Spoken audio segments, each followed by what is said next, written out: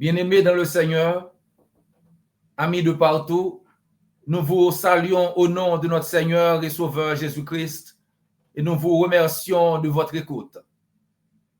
Merci également de vous abonner à notre chaîne, de commenter, liker et de partager sur n'importe quelle plateforme que vous écoutez. Si vous ne l'avez pas encore fait, n'oubliez pas de vous abonner et cliquez sur la cloche pour pouvoir recevoir des notifications chaque fois que nous sommes dans l'air. Cette étude biblique est également disponible en anglais et en créole sur notre chaîne. Si vous souhaitez écouter dans une autre langue, rendez-vous sur la chaîne et choisissez la langue que vous voulez écouter.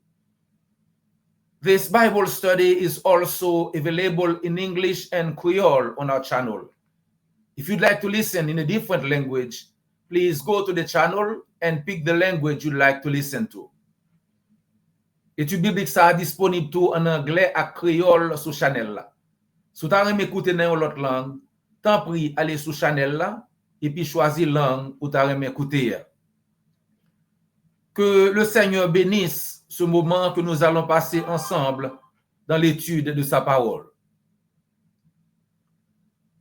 En regardant, écoutant les nouvelles sur les guerres et les conflits qui sévissent dans le monde, ne vous demandez-vous pas parfois comment le monde peut parvenir à la paix? Ne vous demandez-vous pas quel est le chemin vers la paix? En préparant cette étude biblique, je me suis souvenu de ce que Brian Lippencourt dit à propos de la paix. Il écrit, qu'est-ce que la paix? Question simple, n'est-ce pas? Mais posez la question à 5 personnes différentes et vous obtiendrez probablement 5 réponses différentes.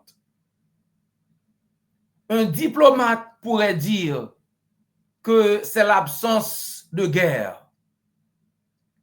Un philosophe pourrait affirmer qu'il s'agit d'un état de justice plus profond. Un activiste pourrait vous dire qu'il s'agit d'égalité.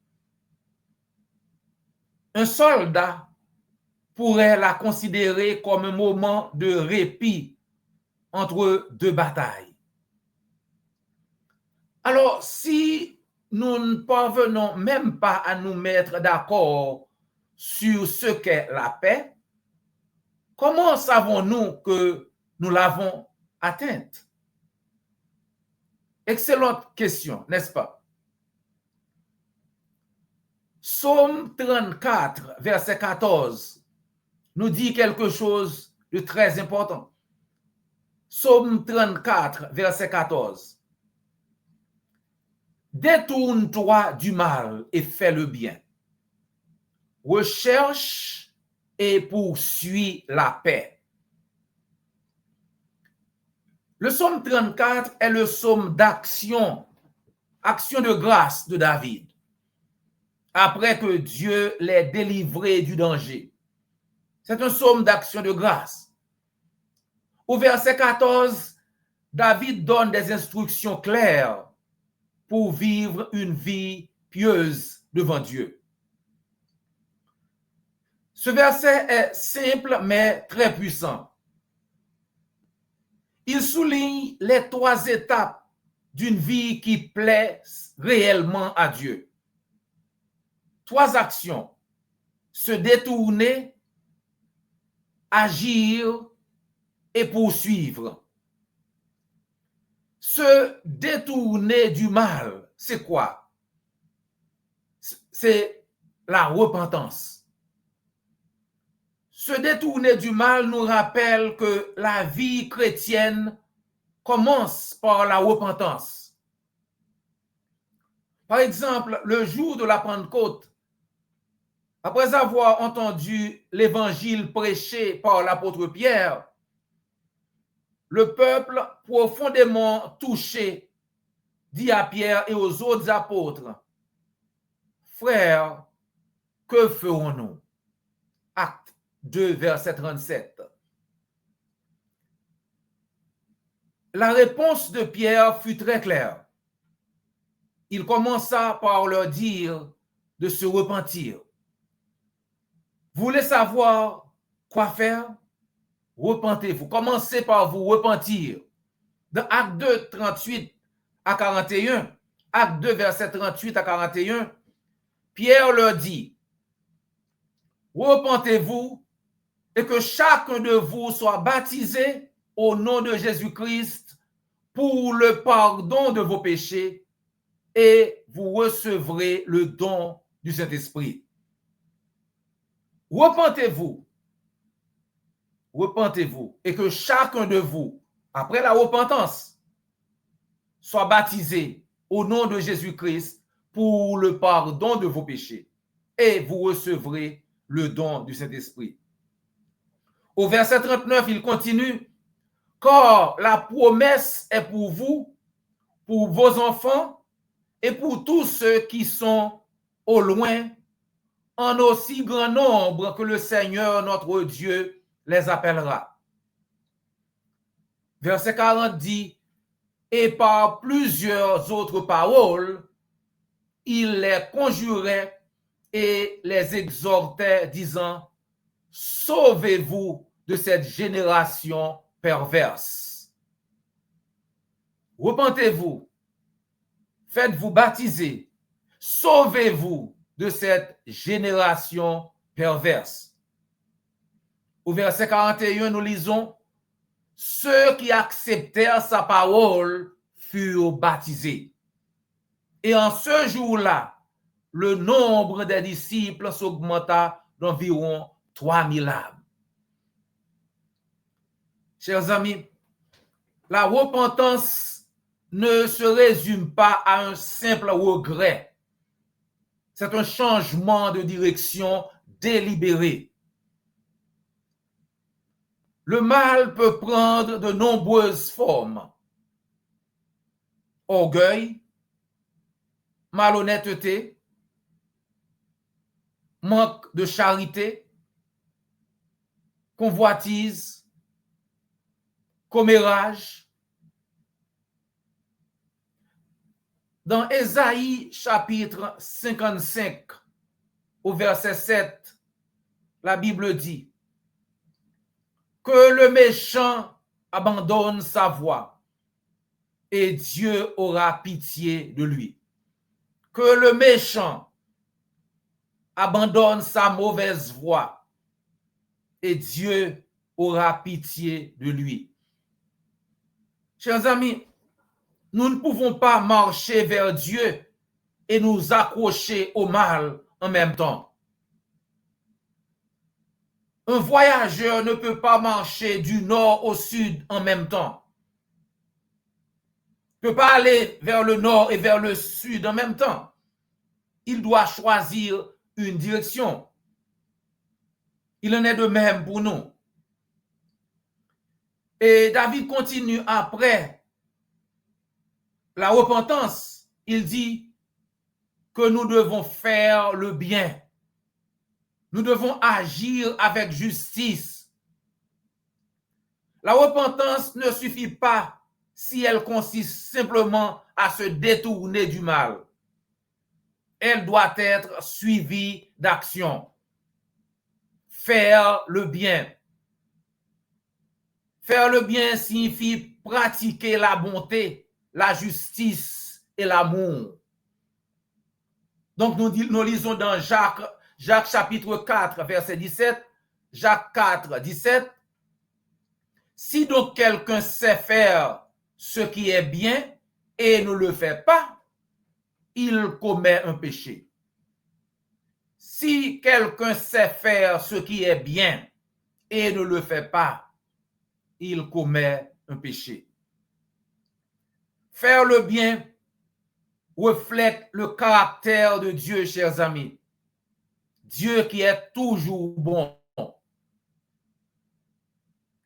Nos communautés, nos familles, nos congrégations de l'Église sont transformées non seulement en évitant le péché, mais aussi en manifestant activement l'amour de Christ. Faites du bien à ceux qui ne peuvent pas vous le rendre, chers amis. Faites bien même lorsque cela vous dérange. Et David continue, il dit que nous devons rechercher et poursuivre la paix. Ça, c'est une quête sacrée, chers amis. Rechercher et poursuivre la paix. Recherchez la paix et poursuivez la paix, chers amis. La paix n'est pas passive. Elle exige des actions. Comme dit l'autre, la paix mondiale est possible, bien qu'elle ne soit ni inévitable, ni irréversible. La possibilité de la paix repose sur le fait que la guerre et la paix sont des pratiques sociales qui peuvent être créées et défaites. En s'efforçant de trouver et de construire les idées, les structures sociales et les pratiques à tous les niveaux qui rendent la paix possible, les États et les sociétés peuvent devenir plus pacifiques. Mais bien sûr, cela peut aussi changer. Parce que ça peut fonctionner aussi dans l'autre sens. En d'autres termes, la paix, même avec les hommes, ne se fera pas toute seule. Il faudra des efforts conscients et délibérés pour parvenir à une paix même mondiale. De même, et encore plus, chers amis, la paix avec Dieu, qui est la vraie paix, vient d'abord de la réconciliation avec Dieu par notre Seigneur Jésus-Christ. Ainsi, lisons-nous dans Romains chapitre 5, au verset 1 et 2. Ainsi donc, déclarés justes sur la base de la foi, nous avons la paix avec Dieu par l'intermédiaire de notre Seigneur Jésus-Christ. C'est aussi par son intermédiaire que nous avons accès par la foi à cette grâce dans laquelle nous tenons ferme et nous pratiquons notre fierté. Nous plaçons notre fierté dans l'espérance de prendre part à la gloire de Dieu. Donc, une fois en paix avec Dieu, nous devons être des artisans de paix, chers amis, avec les autres. Jésus dit dans Matthieu chapitre 5 au verset 9, « Heureux ceux qui procurent, car ils seront appelés fils de Dieu. Heureux ceux qui procurent la paix, car ils seront appelés fils de Dieu. » Rechercher la paix peut signifier pardonner une ancienne offense, chers amis. Se réconcilier avec un membre de la famille ou abandonner l'orgueil afin de restaurer l'unité. La paix est comme un jardin. Il faut le cultiver, l'arroser et le protéger des mauvaises herbes. Le psaume 34, verset 14 de David nous donne un modèle de vie pieuse devant Dieu. Se détourner du mal, c'est-à-dire se repentir et abandonner le péché, chers amis. Faire le bien, pratiquer activement la justice, rechercher la paix et la poursuivre, c'est-à-dire vivre en artisan de paix dans un monde brisé, chers amis.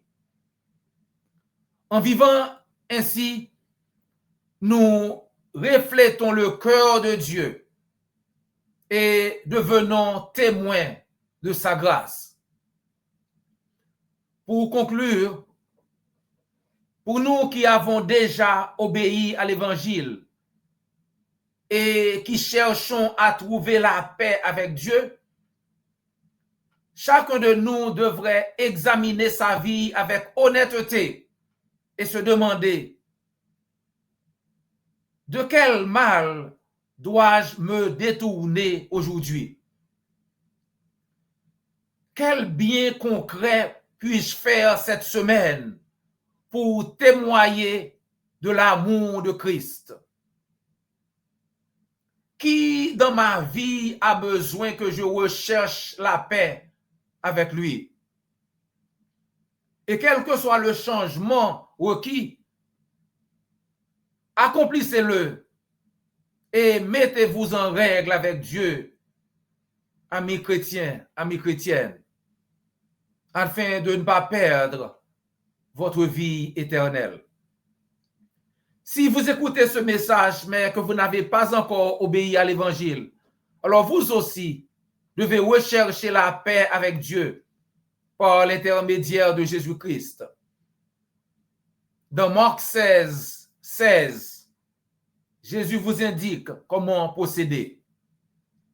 Là, il dit: celui qui croira et qui sera baptisé sera sauvé, mais celui qui ne croira pas sera condamné. Alors la question, chers amis, est-ce que vous croyez? Si vous voulez obéir à l'Évangile, faites-le nous savoir. Ou bien, contactez l'Église du Christ la plus proche et on se fera le plaisir de vous aider. N'oubliez pas de vous abonner, liker, commenter et de partager sur n'importe quelle plateforme que vous écoutez.